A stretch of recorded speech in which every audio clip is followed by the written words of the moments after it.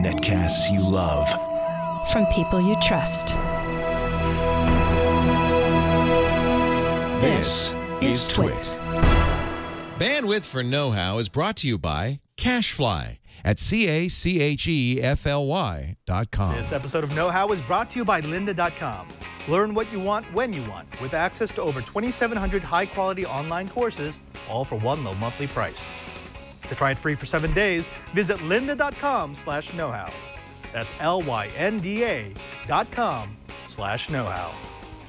On this teaser episode of Know-How, we're going to be covering bad USB, talking about Defcon. Oh, and Patrick Djelahanty is by to show us how he built Groot.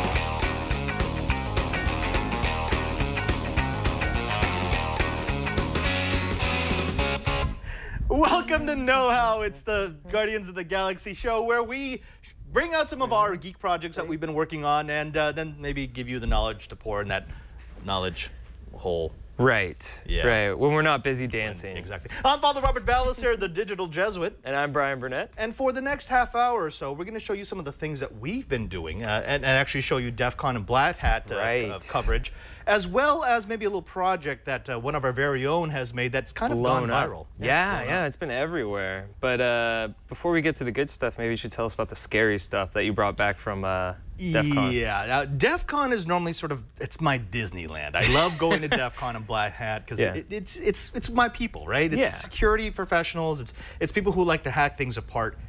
Normally, there's one or two exploits that get released, and it's sort of an intellectual exercise. It's that's interesting. We'll have to write a patch for that. There was something released at this year's Black Hat that has me absolutely scared. Right. I think would you call it like dropping packets? Is that? Yeah. It made me drop my packets. Yeah. It really did. And let me explain it. It's called. We're calling it bad USB.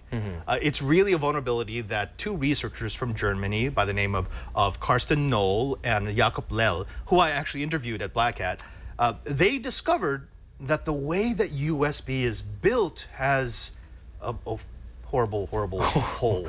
And it's it's been around for a long time too. It's been around since the beginning of USB.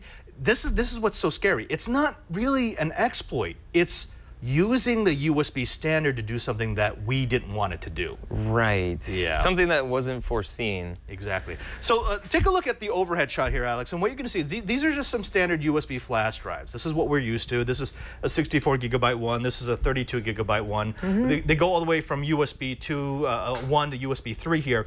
If you take a look at the breakdown of what a USB device actually looks like on the inside. Tiny. Yeah, so this is the memory chip. So this is where all your stuff gets stored, right? But on this side, the part that connects to your computer... That's the controller? This is the controller.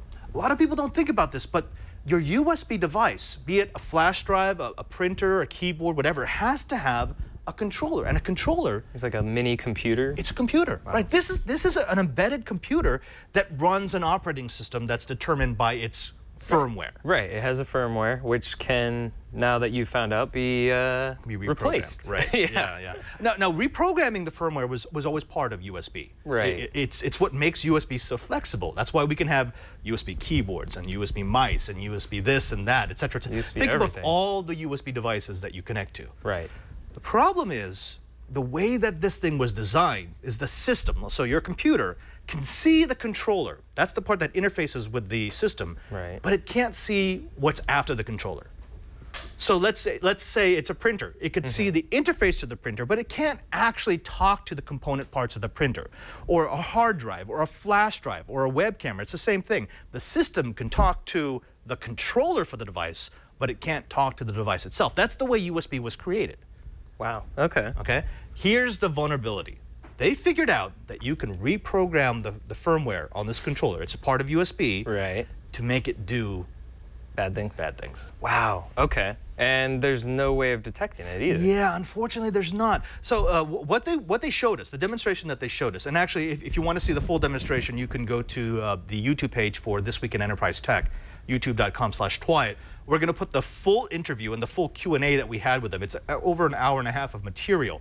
But they showed us a demonstration on stage of how this works. You could plug in, say, a USB flash drive here, put it into your port. It will recognize the flash drive, and then you have it set so that, say, 30 minutes after they've plugged it in, it will switch from being a USB flash drive to being a USB keyboard. And then it will do a bunch of keystrokes. Yeah. So, for example, it will, if it's assuming it's on a Windows device, it will bring up Internet Explorer. It will go to the address bar. It will go to a website that will then load malware onto your computer and then shut everything down. Wow. And if you're not staring at your computer while this is happening, you would have no clue that that's what it's doing. And then it would switch back to being a flash drive. That's crazy. It's insidious. I mean, I've heard of the rubber ducky, which Hack5 sells, and that's like where you plug in a USB and it runs a script like that. But that's a whole USB. That's not just the That's not just the controller. Right. So. Right. Well, see, that's the thing. The rubber ducky is very cool, and the rubber ducky does exactly this sort of stuff. It's a one-stop, plug it in and get exploits. Right. But with this hack, any device could become a rubber ducky. And this is what gets really, really scary. You could have this malware get loaded onto your computer, which will then infect other USB devices.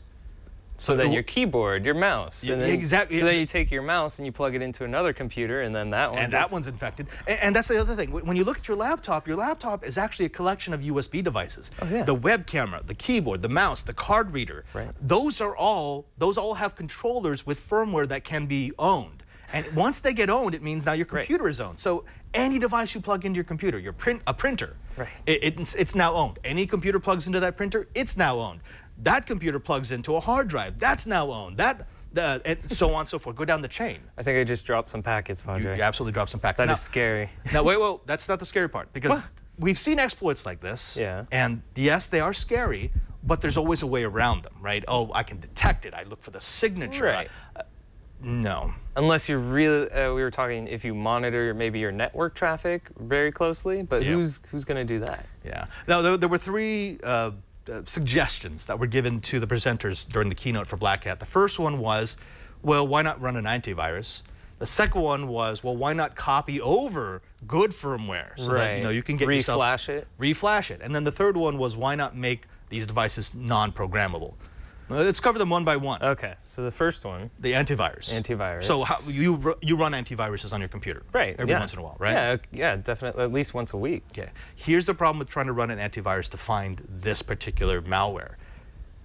Your system can only see the controller. We talked about that, right? Right. It can't see the firmware on the controller. It can't actually see the firmware, and it can't actually see the device, right? So the first thing, if I were to program this malware, the first thing I would do is I would say, hey, controller, always tell the system everything is fine. Yeah, that would be the first step. And because the computer can't see past the controller, there's nothing an antivirus can do. The antivirus can't look through the memory of the controller. It can't look to the device connected to the controller. Usually when I run my antivirus, it's not on the USB drives that are connected to my computer Also, either. yeah, people normally scan USB. And actually, especially if it's not a flash drive, we have no antiviruses that are designed to scan the my controller keyboard of a printer or a keyboard. No, we don't do that. Now, okay, so that's antivirus. That's obviously not going to work. Okay. The second suggestion was, well, why not put good firmware? Right. Right? Yeah, just update it. Yeah. Here's the problem. The way that the update process works on a USB device, when you want to upload new firmware, it goes to the controller puts it into memory, then it runs an update utility that replaces the controller's firmware with the new firmware. Okay, yeah. Okay.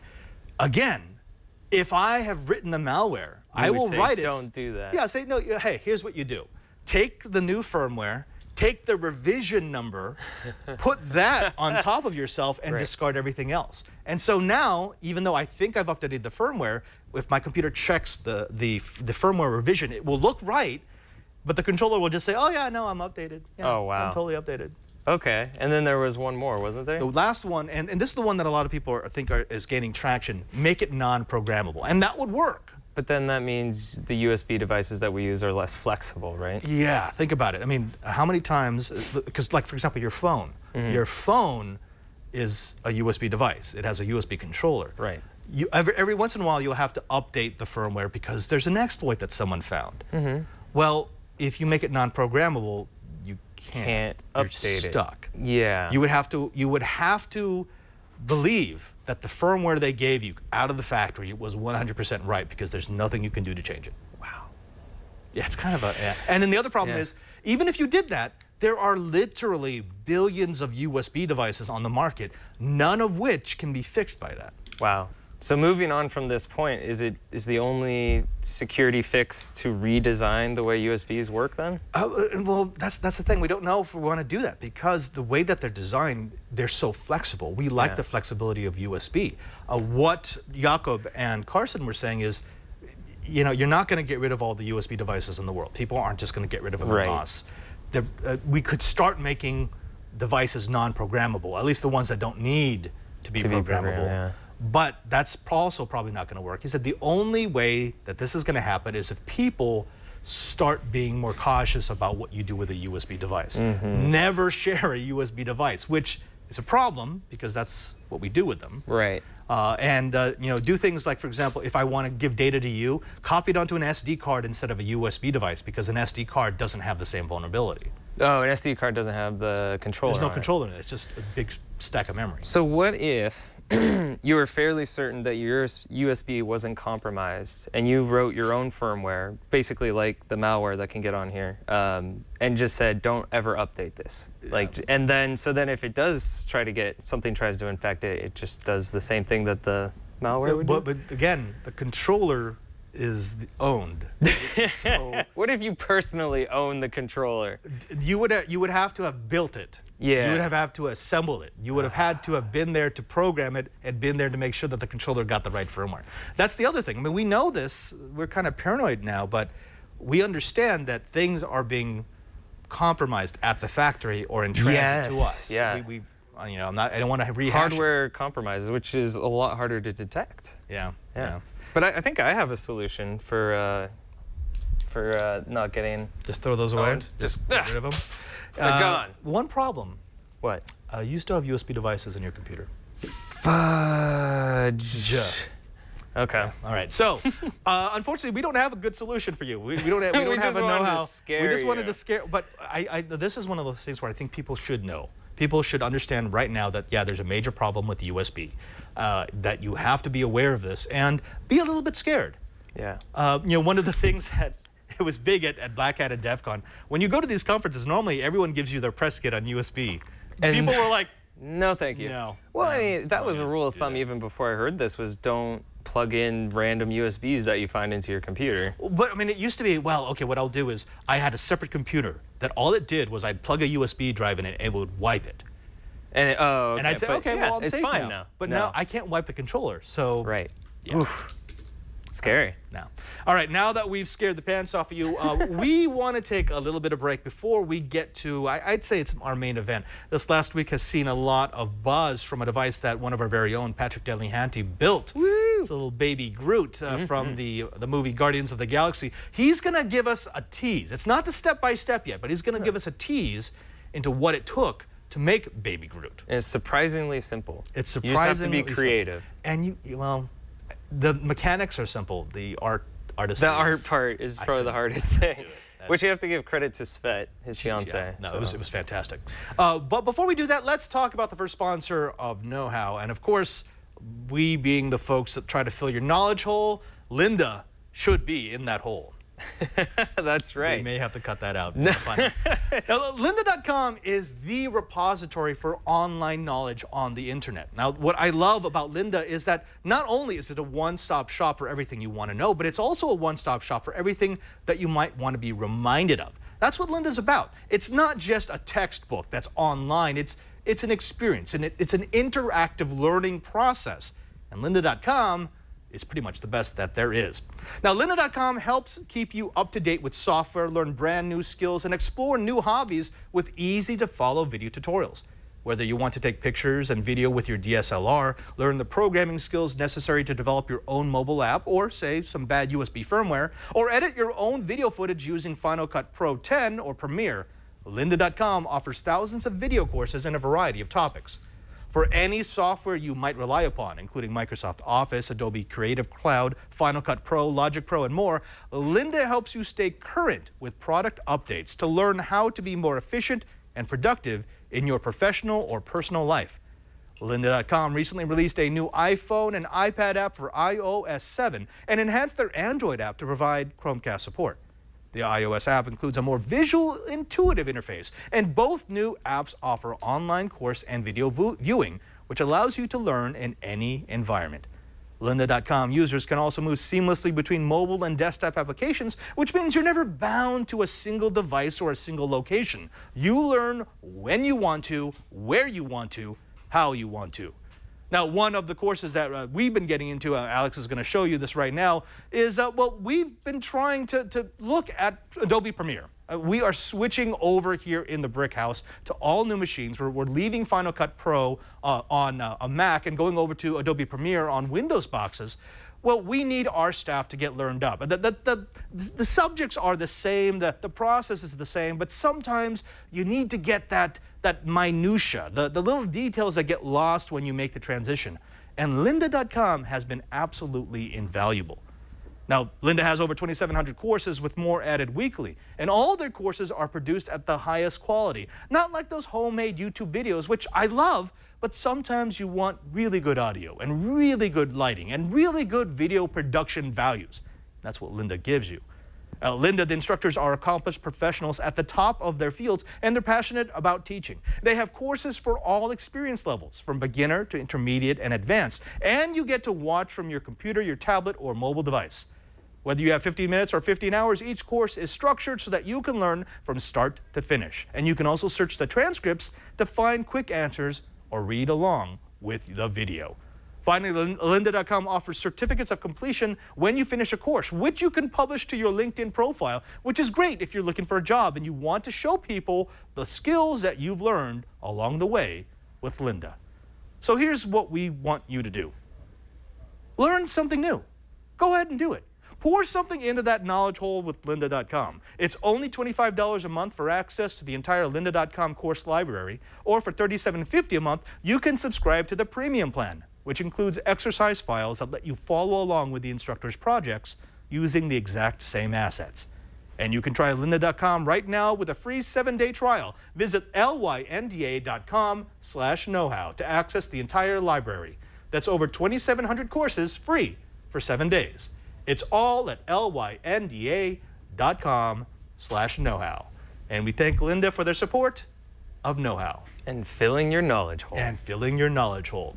Now, you saw Guardians of the Galaxy. I did. I loved it. And I saw Guardians of the Galaxy. Actually, Guardians of the Galaxy was the first movie I've seen all summer. That's kind of sad. It's but you know what? I'm in the same boat.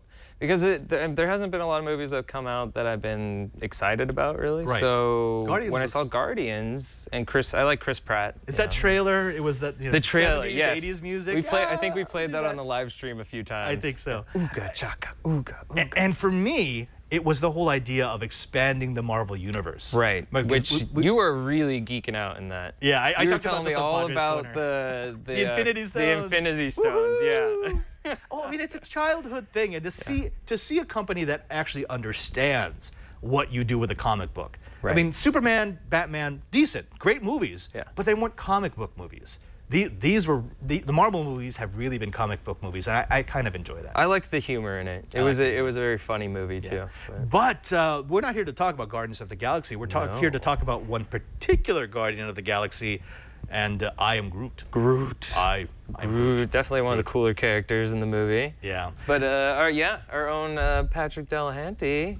Let's bring him in here. Spoiler. There he is. Now, Patrick, you created this thing after you saw the movie, what, about a week ago? Well, I saw it opening night with my fiance, and at the very end of the movie, spoiler, there's dancing baby Groot, and I thought, oh, well, that would be neat to make as a puppet. And so I got some materials and started doing that. But then I thought, oh, well, I remember these dancing flowers they had in the 80s.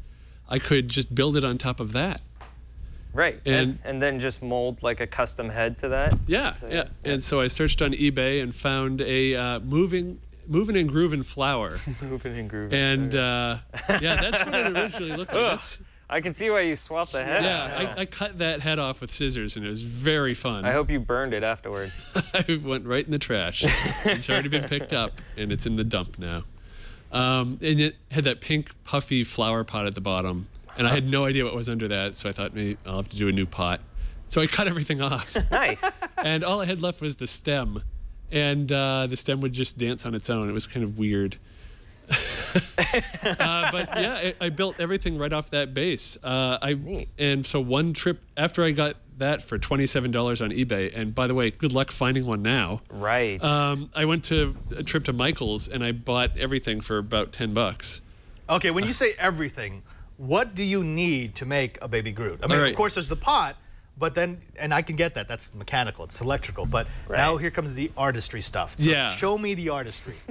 So you can get a piece of felt for 33 cents.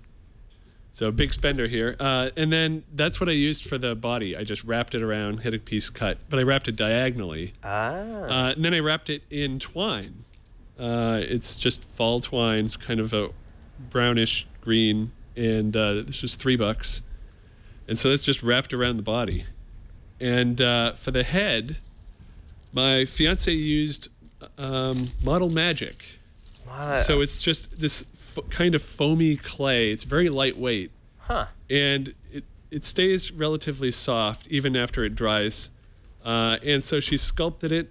She used some that's cool. Some sculpting tools that we picked up. Okay, see, that's the part that would really lose me. So that's just modeling clay, but I couldn't. I'm not sure what we're doing right now. We're getting in there. Now Groot's staring into my soul. But I don't understand how you make stuff like that. I mean, it's real three-dimensional thinking. That's where you need the art degree. And so yeah, she used the sculpting tools to get all the details in the head. And looks like we lost the product cam. But so do you have to bake that or anything, or? No, the Model Magic, it just air dries. So we left this to dry overnight, and the rest of it. The rest of it was done in. So the head was done one night. We let it dry, and then we did the rest of the body and the painting the next night. So it didn't take very long at all. Yeah, the painting looks great on it. And then for the eyes, you used some. We used 2 black beads that we also picked up in the jewelry aisle, and then over in paint, we picked up 2 shades of acrylic paint. There's brown and golden brown. And then for the arms, in the floral aisle, they had, these were actually longer, but they've been cut. What are just pipe cleaners? They're wires. That's not helping. They're just wire wrapped in paper.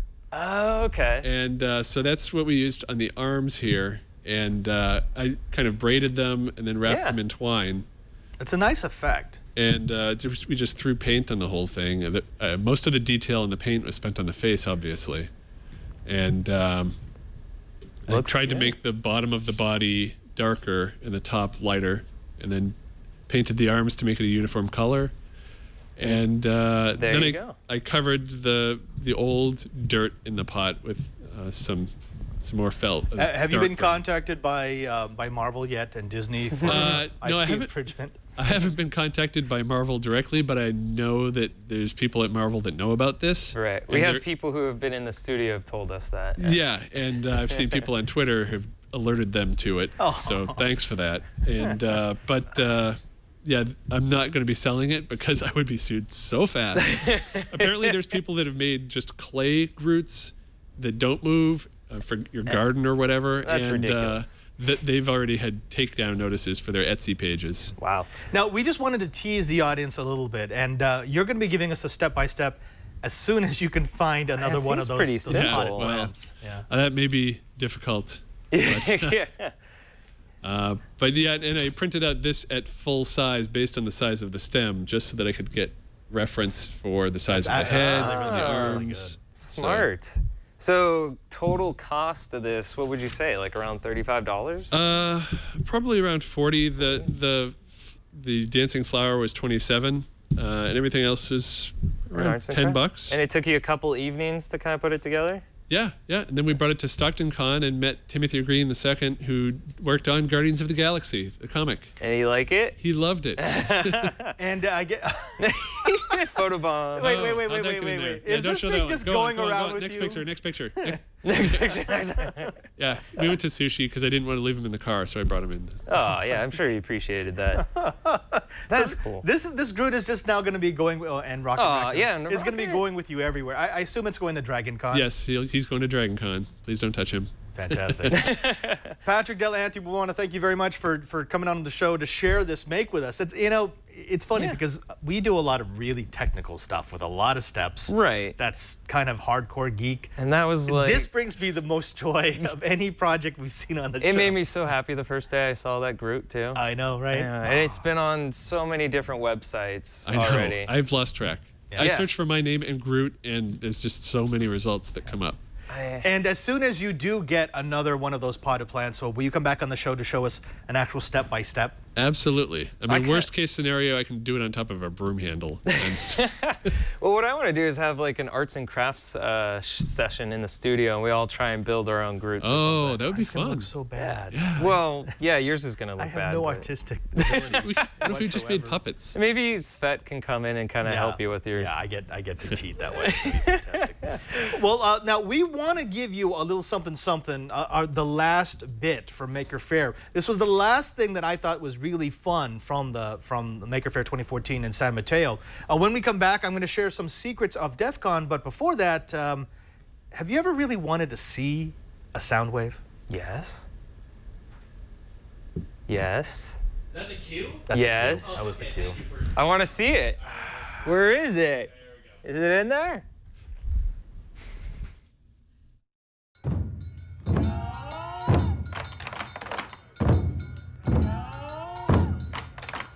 I'm Father Robert Balacer, the digital Jesuit with Twit TV.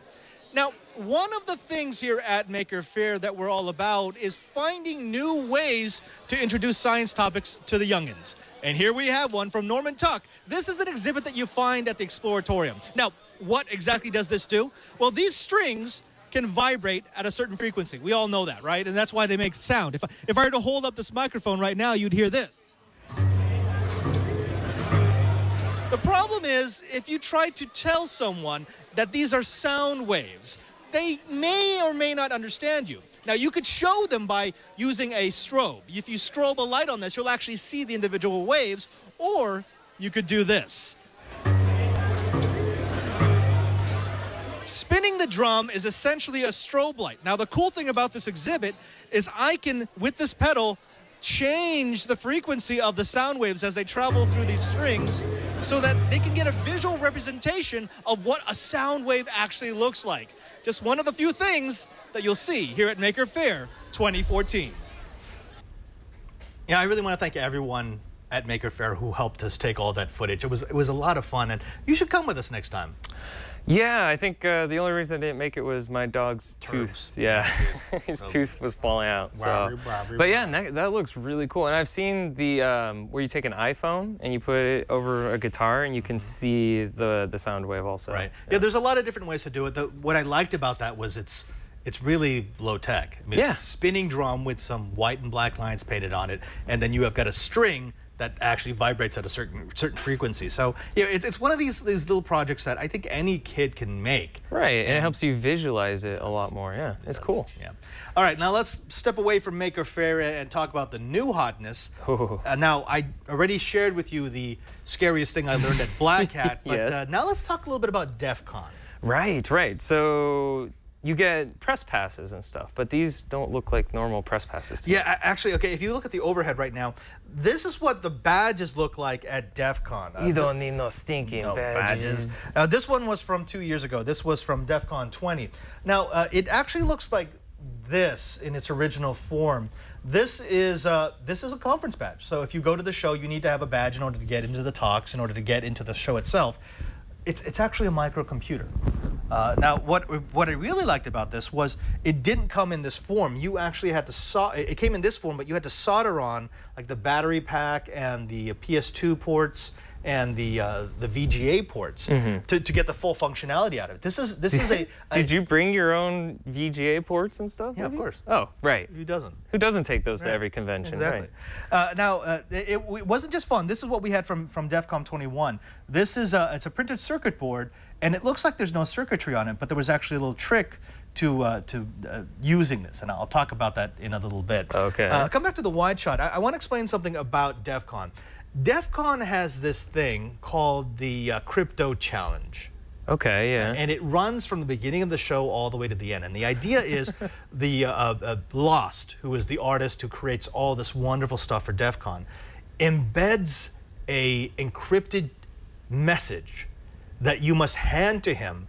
And if you and your team hand it to him, you get what's called an Uber badge. It's a black badge. It is like the status symbol of all status symbols at Defcon. You have an Uber badge, and people will just look at you and go, they're like, oh, that guy did some hacking to get that. Exactly. Oh, that's so cool. But it's not just hacking the device. The Crypto Challenge literally is all over the show floor. And go to those photos. So for Defcon 22, Alex, if you could run those, this was one of the graphics that you see in the main hall. And it just looks like a bunch of zeros and ones. You see the symbol for Defcon, but then advance to the next picture and you start seeing numbers? Like numbers. And if you didn't know there was a Crypto Challenge going on, just go ahead and forward to the next one.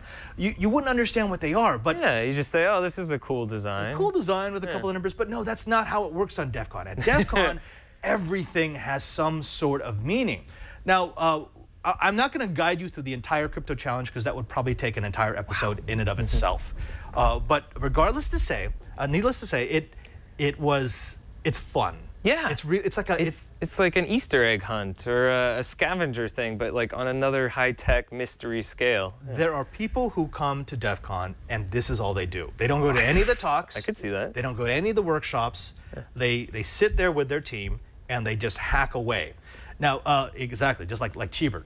Now, is that Cheever? Oh yeah. Let me explain a little something. So it's not just like, for example, at Defcon 22 was stuff that was on the floor, stuff that was on the walls, and they actually even gave you a set of red specs, like the 3D glasses with only red.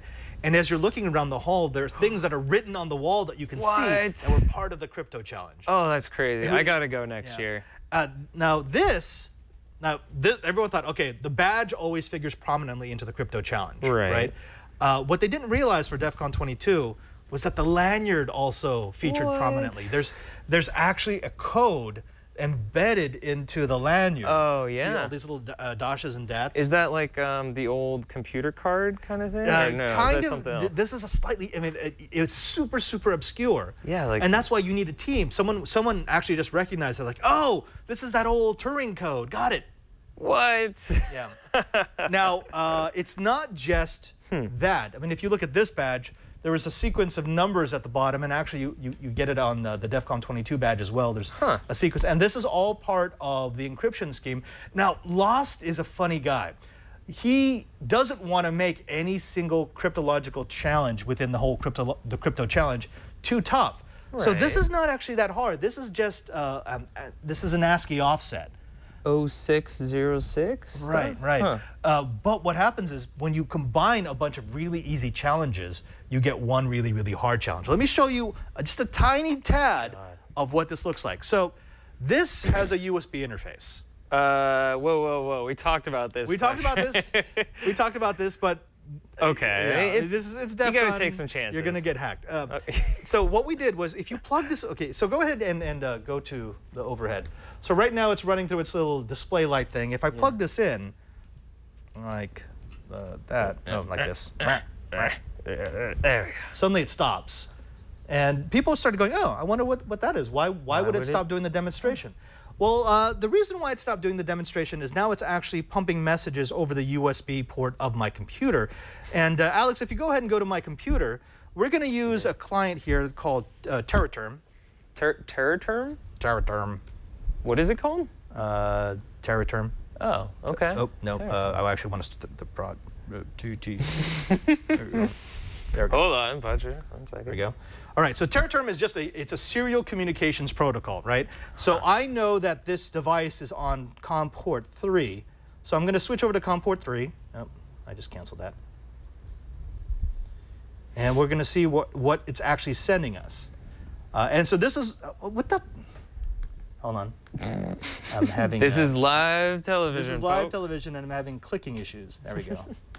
Okay. So this is what's coming in right now. Okay. And so if you just plugged it in and you just ran the default drivers to get this thing communicating with your computer, and you started up a serial console, that's all you're going to see. And it looks like gibberish, right? It looks like it's repeating it. Yeah. And so what's going to happen is you're going to have someone on your team who's going to go, oh, I remember this. This is from way back in the terminal days when we would plug a thin client in and we'd start to see gibberish, and we know that we have to play with the communication settings. Oh, of course. So I can't wait to have someone on my team who does that. I've already messed with the speed, but what I have to do is I now have to mess with the terminal settings. From experience, I know I get this when I don't have the right communication settings. So I'm going to change this to CR and LF, and I'm going to make sure that this is on a local echo. And when I do this and reestablish the communication, oh, no. I'm having issues. I know. No, it's okay. Don't panic. It's okay. We got Dancing Groot to fill in the blanks. Like this. Now I have to do that all over again. So change that to CR and LF. So that's carriage return and line feed. That changes the way that it deals with the incoming text. Okay. And I also have to make sure that the speed is correct. So I'm going to go here, and instead of 9600, excuse me, I'm going to change it to 5600, 8 and 1, and suddenly I get messages. Watch TV. What does it say? No imagination, stay asleep. No independent thought. Wow. Okay, now this was weird. So once we started getting this text, we're like, okay, what's going on? I don't get this. This is weird. But what this is, and people recognize, it's like, oh. These are the little slogans that were hidden all over the movie. They Live. They Live. I never saw that. The Carter movie about aliens coming down and take Consume. Exactly. Yeah. Oh, nice. This, right? Okay. So we're like, oh, I wonder why they're doing that. Now, if you go back to your badge, now watch this. Actually, here, I'm gonna go ahead and touch these pads. Go ahead and go back, which look just like decoration, but go ahead and go back to my computer. And if I start touching these pads, it stops, and now it's giving me other messages. What? This is all built into the badge for Defcon. Albert might be on the phone with Harold, so if it's busy, try back. Where did he And see, now heck? these are clues for the crypto challenge. And what we figured out was if you did a Google search for Harold and Albert, you came out with, it was a person who actually did some work in cryptography. And there was a phone number that was listed. And if you called that phone number, you would get a message that you would then include in the snippet of code, that snippet of text that's included here as a URL, which would get you to a website that would give you the next clue that will let you move on in the crypto challenge. Now, obviously, you have to put a lot of effort, and this is just one step. To complete the crypto challenge, it was something like 6 steps. Wow. That's crazy. Yeah, but the people at Defcon, we do this every single year. It sounds like it would be a blast. I normally just do one step. I do one step just so I can play. Because I don't see any black card around here. No, so I'm probably never going to get an Uber. Seriously, no, you have to be crazy, crazy smart and really good at security in order to get the black badge. That is super cool. Yeah, yeah. Now, crypto wasn't the only thing that we saw at Defcon. The other thing, and actually I brought this back and you've been playing with, is... Not just me either. Yeah. Like everybody in the studio. A little bit of lockpicking. A little lockpicking. Now, we have a video from Defcon that's actually going to show you exactly how this works. But essentially what you want to do is you take a lock like this. This is a test lock. And what you want to do is figure out how you open this up. And it's just a series of torsion bars and a little bit of a key so that you can flip up the tumblers and slide the lock open. And once you get it down like that. Oh wow, you've gotten really fast at it. Oh wait, which number was that? There's level of difficulty. But yeah, this is one of those things that again, it's a survival skill. It's something that you learn for fun at Defcon. It's one of those things. It's fun to know how things work. And of course, the first thing I tried to do was break into the engineering office, which is it's a bit more difficult when you're not doing a test log. But this is the stuff that we're going to be bringing you in the next couple of weeks of know-how. We've got several segments from Defcon showing you how to build microcomponents and embedded computers like the badge. We've got a special series on a step-by-step guide on how to pick locks. And we've actually going to have an expert who's going to come on to talk a little bit about the cryptological challenge. We should make our own crypt challenge. What is it? Cryptological challenge. Cryptological challenge. Crypto challenge. Crypto challenge. Here in the studio. So like maybe a guest comes in, tries to solve the twit. The clues. Crypto. And then the last thing you have to do is pick a lock into a safe to get the black card, the black Twitch card. Yeah. Or get a mug. Yeah, I don't know. Uber mug. We should do that. We should make a game out of it. I actually am down for that. That'd be kind of fun. We could do that for know-how. We'll call it, who is this guy? Lost? Lost. Maybe. I'll introduce you to him. He's a nice guy. And crazy, crazy creative. Now, before we go, there was one last thing I wanted to show you. Again, last time I showed the pizza robot. This time, Alex, if you could show us that the Mochi Robot. This is for after you've had the pizza. This is after you've had the pizza. Now, if you've never had mochi, it's a Japanese, it's an Asian dessert. Yeah. It's rice-based. And the whole idea is you have to be able to gelatinize the mochi. This is what it looks like. This is a rice cooker that you can then turn on mochi mode. What? It does look a little strange right now. I know. It's like it's growing a gremlin or something under there. No, but go ahead and forward towards the end. And now what you're going to see is, as it goes, flip forward, it starts getting more and more uniform, and flip forward a bit more, and eventually you get this ball of glutinous stuff, and flip forward. I thought it was just ice cream. I had no idea it was rice. Yeah, and it's sweet rice. Yeah. So eventually you're going to get to this point where it looks just like dough, right? And the cool thing about it is you can eat this right now. It's ready to go. This is cooked rice that has been turned into this ultra smooth, wonderfully sweet rice. So do they add flavor after the fact? No, you don't have to. Like, because I've seen... You can if you want to. But look at this. Oh, this is cool. Boop. Clean. Oh, time to make some mochi. Drop it in a little bit of sugar, powdered sugar. And it's usually cold when I have it, though. Oh, yeah. You chill it. Because you want it to keep its shape. And it'll stay in its shape more if it's chilled. That's not really the most appetizing look at it, but it is good. Now, I actually contacted the manufacturer, and I've asked if they'll send us one. Really? Maybe we can do it before you buy on it, but it's really just because I want You want mochi. And so does Alex and Patrick. Yeah. Well, that's a whole lot of material. I think we should probably end on the mochi monster. Are you not entertained? Are you not entertained? Folks, we know that we've pushed a lot of material at you, everything from bad USB to Groot, the wonderful dancing tree. You've dropped some packets. You've learned how to be creative, and we've learned how to be like at least modern one day little part of the crypto challenge for Defcon. I'm serious about that. I want to do that at the studio. It is a lot of fun. But if you want to find out more, go ahead and drop by our show notes page. You're going to be able to find the know-how show notes page at our show page, twit.tv/KH. That's twit.tv know-how. Once there, you'll be able to find all of our episodes, and you'll also be able to subscribe so you can get our episodes automatically. What am I doing there? Automatically downloaded into your Be hungry. You wouldn't like Padre when he's angry. Yes, I'm hulking out. Also, you can email us at knowhow@twit.tv, although we never check that email, so you probably don't want to do that. Better thing to do goes into a black abyss is to follow us on Google+. Where can they find our Google+ page? Go to Google Plus and search know-how, because we used to have a URL directed for it, but it doesn't work anymore. It broke. Yeah. If you're on Google Plus, just do a search for know-how. You'll see Padre's face there, and it's a great place to submit project ideas, see what other people are doing, or if you have a question that needs answering. We've got over 7,000 members now. Yeah, 7,000, something like 7,600. There's somebody in there that can answer your questions. Yeah. You can also find us on Twitter. It's the best way to keep abreast of whatever we're doing, be it this show or the other shows that we do here on the Twit TV network. Yeah. You can find me at Padre, that's twitter.com/PadreSJ, at PadreSJ. And I am at cranky_hippo. Yeah. We also want to thank our TD, Alex. He doesn't have a camera on him because we used up all the cameras. But he's our pilot extraordinaire, not just of the air, but also of the TriCaster. He's an awesome guy. And also thanks to Patrick Djelahanty for showing us some Groot. Until next time, I'm Father Robert Balacer. I'm Brian Burnett. And now that you know how, go do it. Go build a Groot.